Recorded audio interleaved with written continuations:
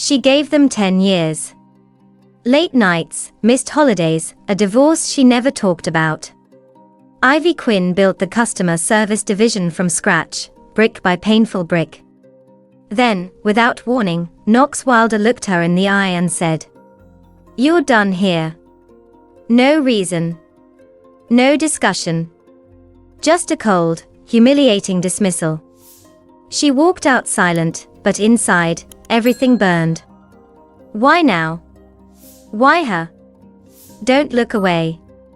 This isn't the end, it's where everything begins.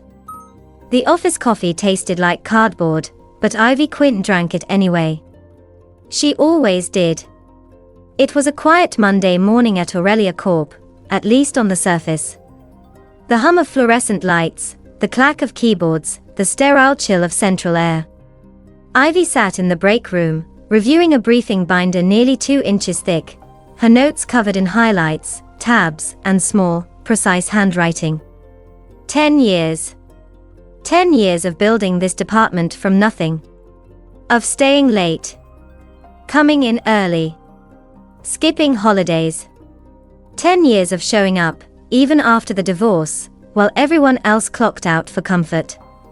The Kingsvale account was the biggest contract Aurelia had seen in years.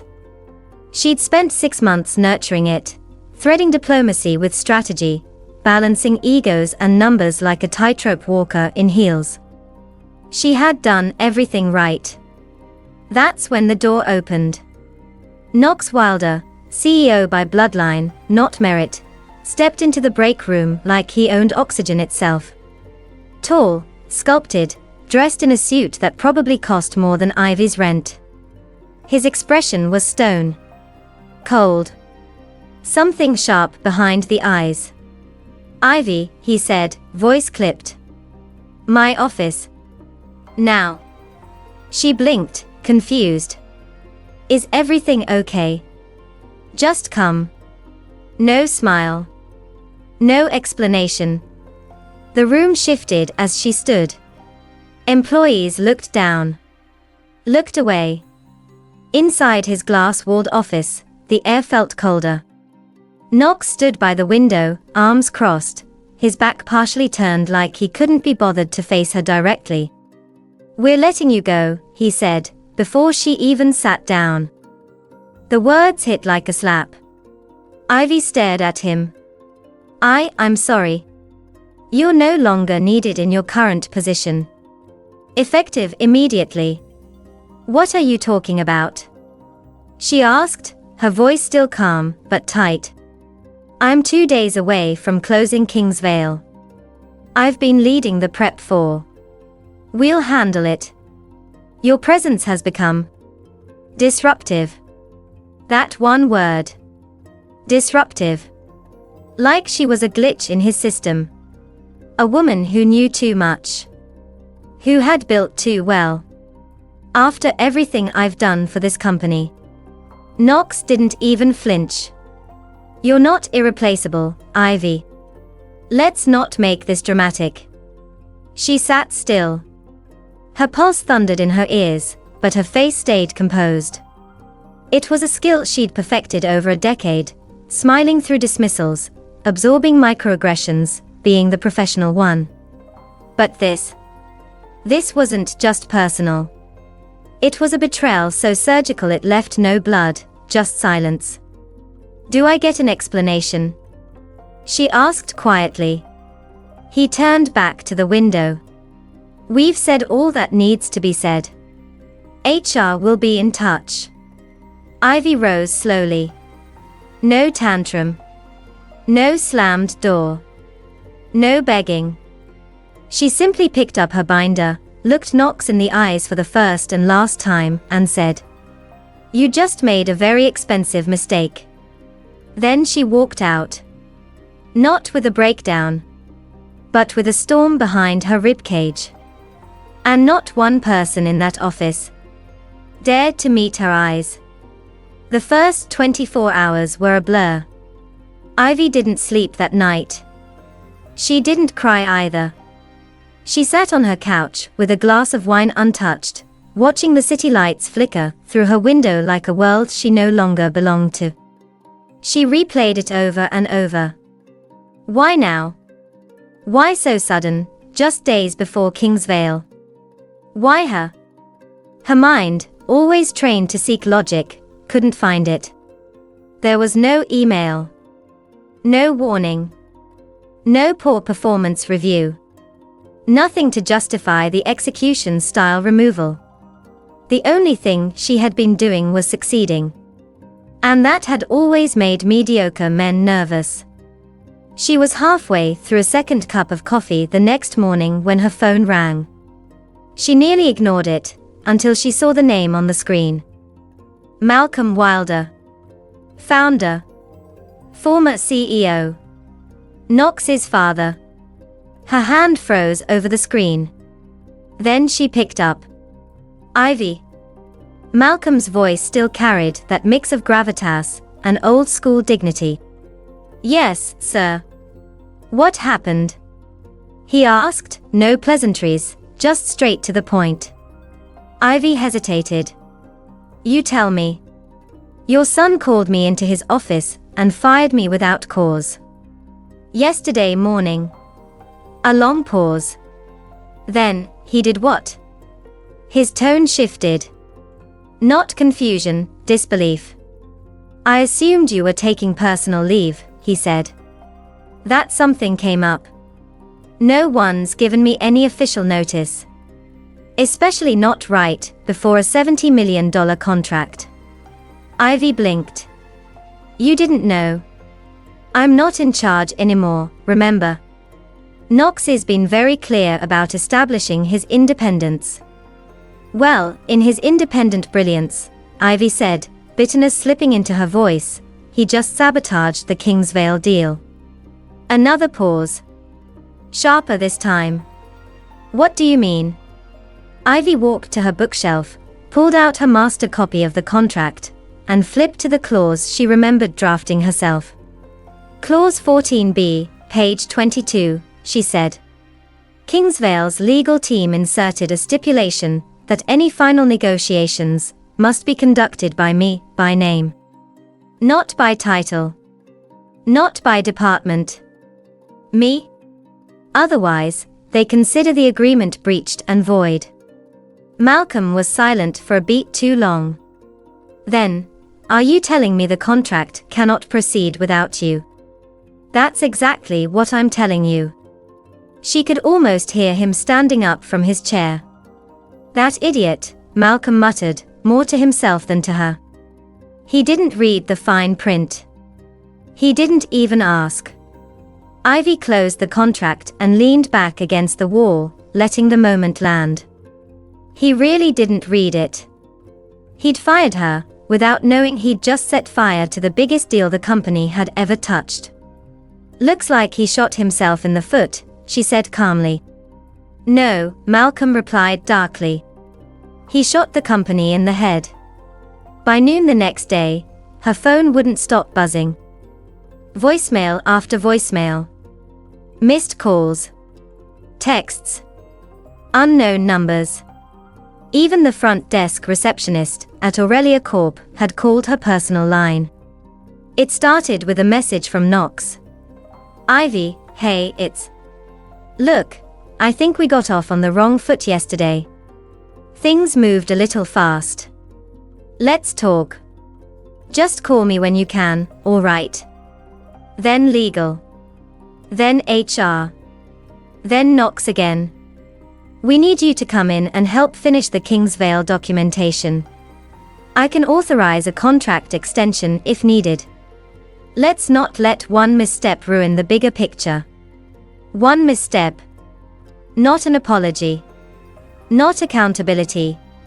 Just damage control. Ivy let the voicemails pile up. Then came a name she hadn't expected to see, Nicole Harper, former team lead, friend, one of the few real ones left at Aurelia. Ivy picked up. Hey, Nicole said. You're not gonna believe what just happened. Try me.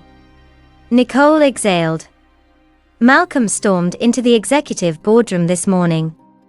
Knox was in the middle of pitching an adjusted timeline to the Kingsvale board. Malcolm pulled out a printed copy of the contract, threw it on the table, and said, quote, "Did you even read this? Or did you just assume the world would bend to your ego?" Ivy blinked. He said that in front of everyone. In front of the entire senior leadership team. People from finance, legal, marketing, everyone. Knox tried to bluff, but Malcolm read the clause out loud. Then he asked, "What's your backup plan for losing the only person Kingsvale actually trusts?" Nicole paused, then added, "I've never seen Knox that pale in my life." It was bad. Ivy didn't smile. But something in her chest loosened. She looked out the window of her apartment, the city skyline suddenly feeling smaller than it used to. "They want me to come back," she said. "I figured," Nicole replied. "Are you going to?" There was a long silence on the line. Then Ivy spoke. "I'll consider it. But only if I speak to Malcolm first. And I'm not walking through that door without terms in writing. Clear ones." "Good," Nicole said, her voice firm. About damn time someone made them sweat. The meeting with Malcolm wasn't scheduled through an assistant. It didn't come with a calendar invite, or a carefully worded memo. It came with a knock on Ivy's apartment door. She opened it to find him standing there, no suit, no entourage, just a man who'd seen the wreckage his son had left behind. "May I come in?" he asked, voice low. She stepped aside. They sat at her kitchen table, the same one where she'd once drafted the Kingsvale proposal at 3 a.m., with cold coffee and silent determination. Malcolm didn't waste time. "I made a mistake," he said. "I handed power to someone who wasn't ready to carry it." Ivy studied him. "That's not my responsibility to fix." "No. But I'm asking for your help anyway." She didn't reply. He continued, "Kingsvale has agreed to a 72-hour extension, on the condition that you lead the negotiations, just like the contract stated. I want you to come back. On your terms." Now she leaned forward. "Then here are my terms," she said clearly. 1. My own contract, reviewed by my legal team. Independent authority over all decisions regarding Kingsvale. 2. Knox does not speak to me, contact me, or interfere in any capacity. 3. If I return, I want protections in place for all department leads. No one else gets blindsided the way I did. If someone's good at their job, they stay. Period. Malcolm nodded slowly. "You'll have it all. In writing." She extended her hand across the table. "Then I'll see you Monday." That Monday, Ivy didn't sneak in through the back. She walked through the front entrance of Aurelia Corp, heels clicking on polished marble, eyes forward, head high. Her badge reactivated. Her name restored. And as she passed the rows of desks and whispered stairs, she didn't need to say a word. She was the message. Knox wasn't in sight. Rumor had it he was working remotely. No one missed him. Inside the boardroom, the Kingsvale team sat poised and cautious. Their CEO, Ibrahim Al-Mosri, a sharp-eyed man who rarely smiled, nodded as she entered. Ivy greeted him, in flawless Arabic. His eyebrows lifted, and for the first time all morning, he smiled. "Impressive," he said. "You remembered." "Of course," she replied, switching seamlessly back to English. "It's not just about closing a deal. It's about building trust." The meeting ran like water. Every detail, every clause, every concern, they had answers. Clear. Professional. Bulletproof. By the time the last signature hit the paper, the entire room exhaled. Malcolm stood. Walked over to her. And in front of everyone, extended his hand. "Thank you," he said. "None of this could have happened without you." Ivy shook his hand. Firm. Unflinching. "I know. It started small. A payment delay. A client invoice mysteriously held up in accounting. Nothing alarming, just enough to cause a whisper of inconvenience. Then came the email. Sent from Ivy's address to a senior partner at Kingsvale. The message was vague, riddled with misaligned numbers and language she would never use. As agreed in our preliminary call. It read. There had been no such call. The partner flagged it, confused. Ivy froze when she saw it in her sent folder, time-stamped at 2:07 a.m. She hadn't been awake.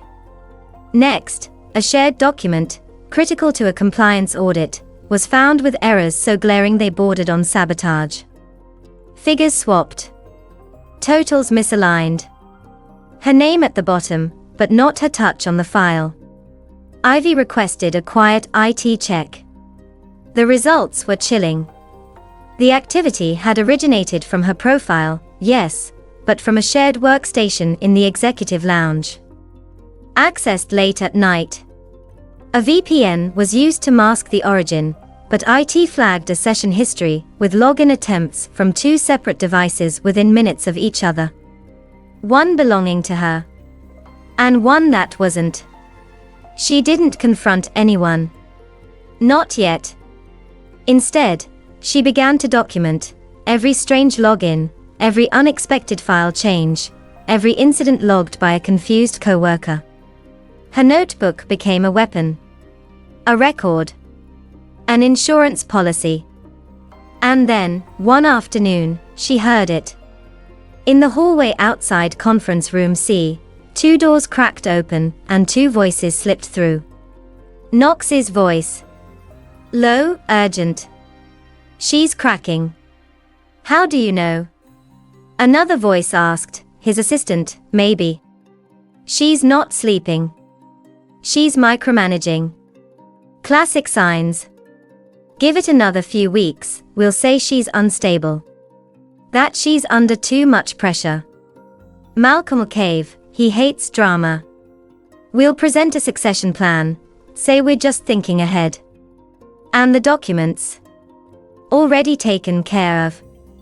Ivy stood completely still. It wasn't just sabotage. It was a setup. Not to destroy her work. To destroy her. But they'd underestimated one thing. She'd already stopped trusting appearances. The email came on a Monday morning. Subject line, Internal Audit, Request for Meeting.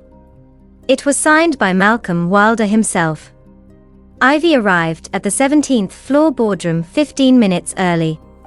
The room was already half full, legal, compliance, IT, two board members, and a few faces she hadn't seen since the Kingsvale signing.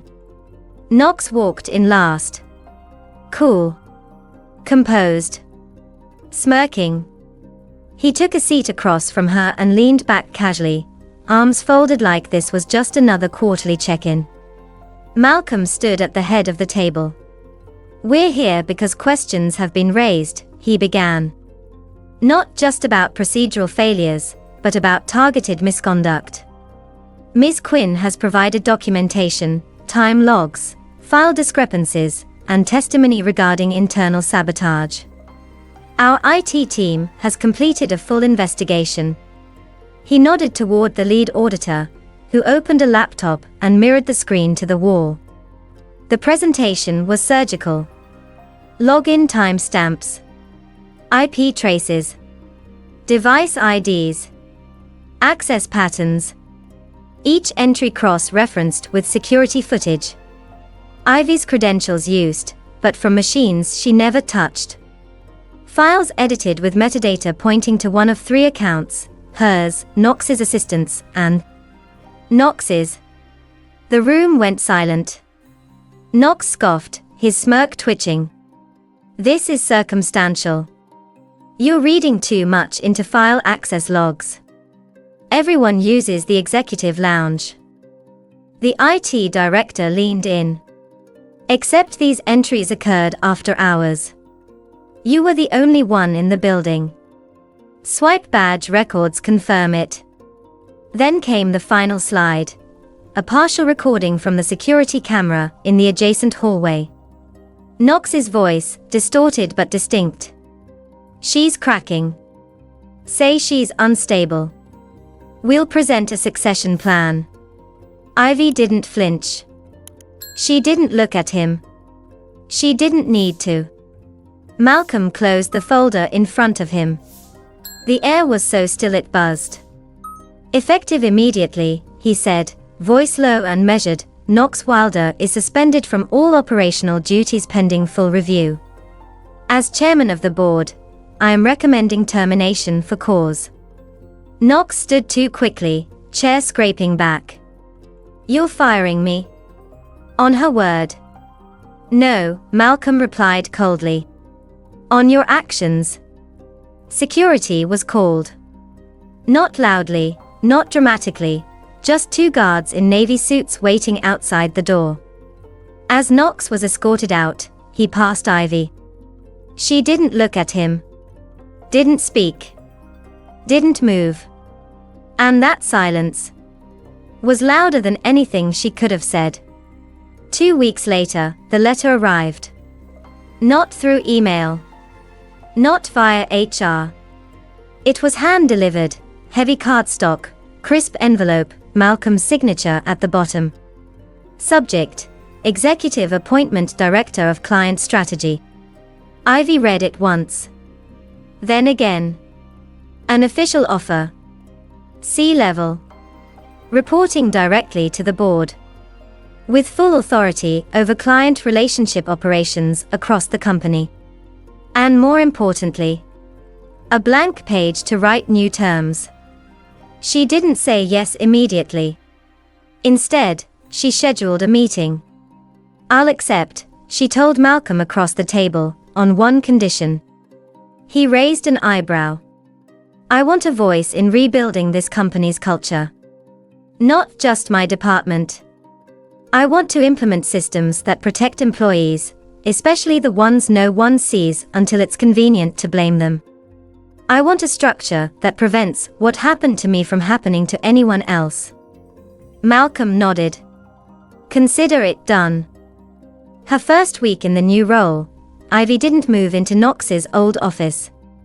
She chose a smaller one, glass walls, open door, 2 chairs facing her desk, no power plays, just transparency.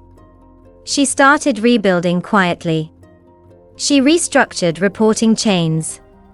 Introduced mentorship programs for junior staff. Implemented an anonymous reporting system with third-party oversight.